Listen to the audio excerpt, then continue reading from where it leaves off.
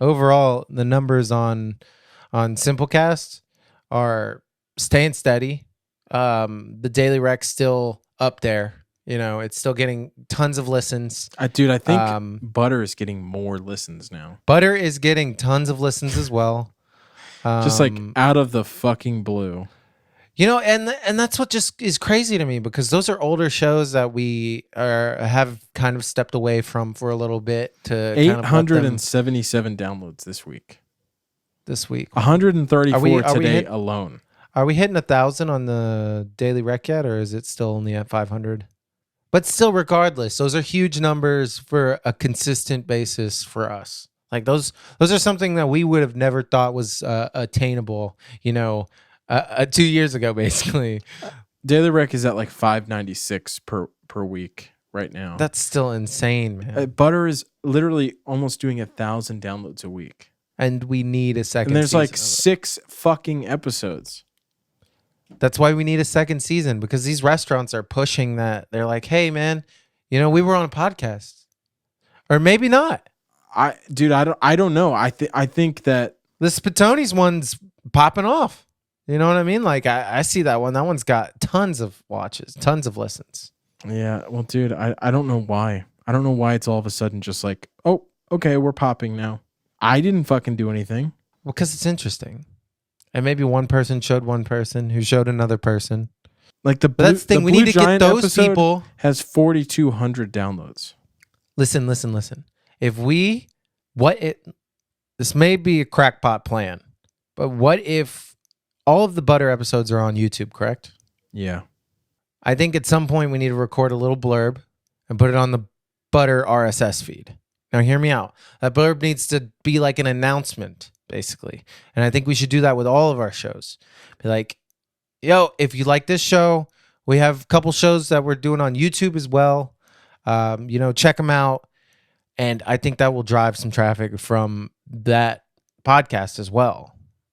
You know what I mean? Yeah, that's a good point. Because, I mean, that's 800 people who are listening to that podcast and going, damn, man, only 6 episodes, man. I could have really used more of that. I could have really used more of that kind of style. You know what I mean? Dude, Butter, it was such good shit. It was. You know? And it still is. And that's why people listen to it all the time. It's a year old already.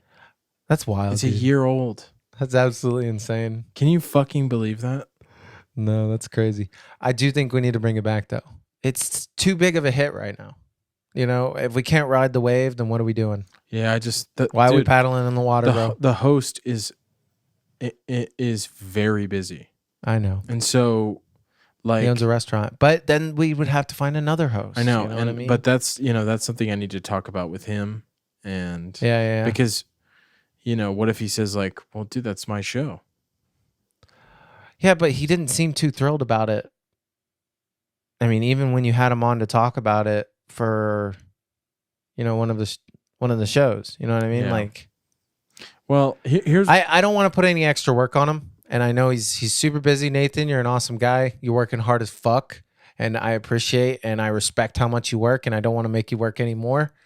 So if you listen to this and you know anybody who you would deem appropriate to take your place as a host of Butter, you let us know.